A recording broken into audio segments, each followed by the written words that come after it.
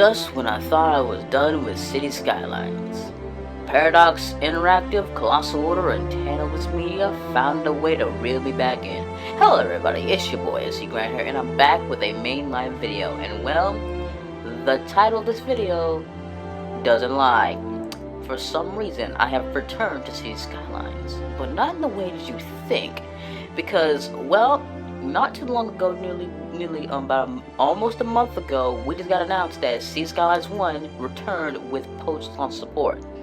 I thought to myself that after the Hotels and Retreats deals expansion back in May of 2023, that it was done, that we weren't going to get any more DLCs, and that we're going to move on with the sequel, City Skylines 2, and it's all in the history books. But apparently, because as I stated in my City Skylines 2 console ports video, like literally back months ago, I stated before that because of performance issues, the console ports of City Skylines 2 have been put on hold until they are sure that it can be somewhat in a playable state to give us a proper release date for it.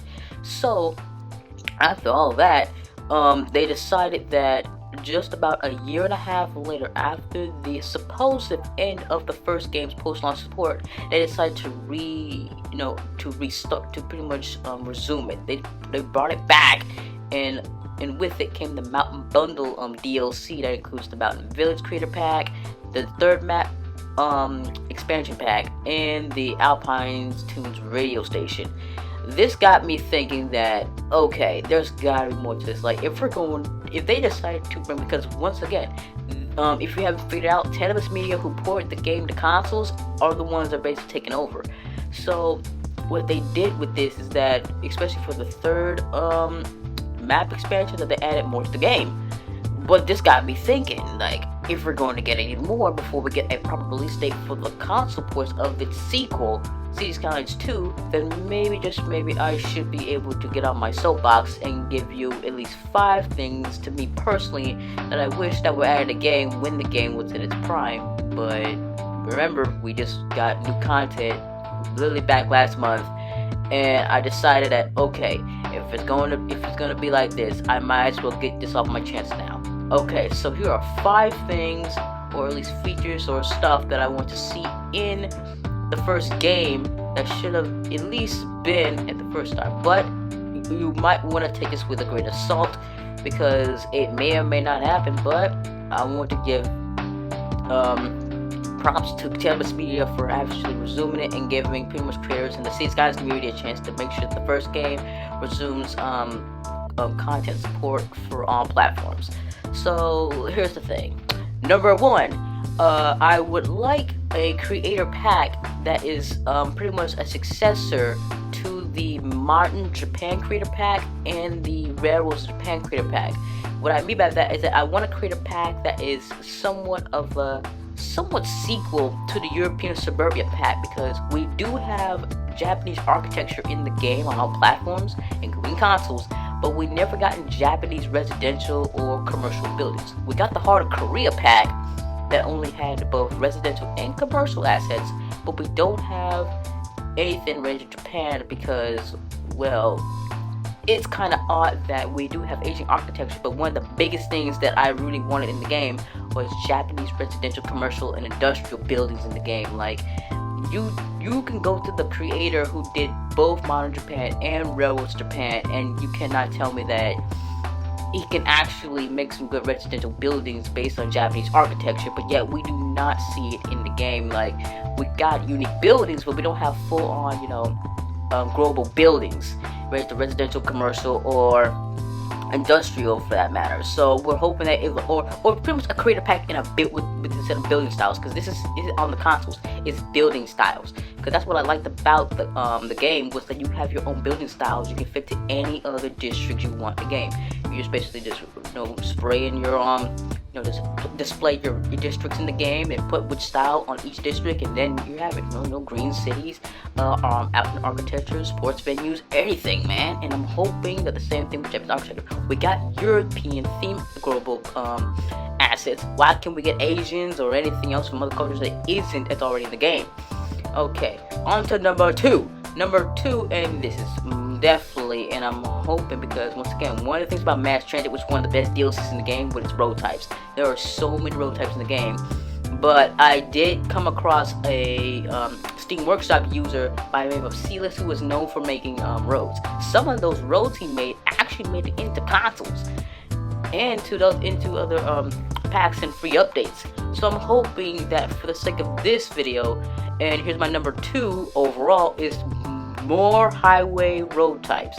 Most notably, 6-lane national highways along with sound barriers, 8-lane national highways with sound barriers too. Like, basically that's pretty much 4 road types. 5-lane highways and 6-lane highways in general. Like, add those in the game, because we got 4 lanes. We also, because we have 2-lane national highways, we got that in the game, but we don't have 6-lane national highways or 8-lane national highways, because there are toll booths in the game that are 8 lanes, and yet we don't have 8-lane regular roads or even highway national roads. We don't even have that in the game, so I'm hoping that will get added as well. Okay, number 3. And this is definitely something that actually been asked for years, ever since the remastered version was announced that it was not going to have cross saves, meaning that we cannot import or unlock unique buildings in the game, and that is the cheat function to unlock all unique buildings in the base game.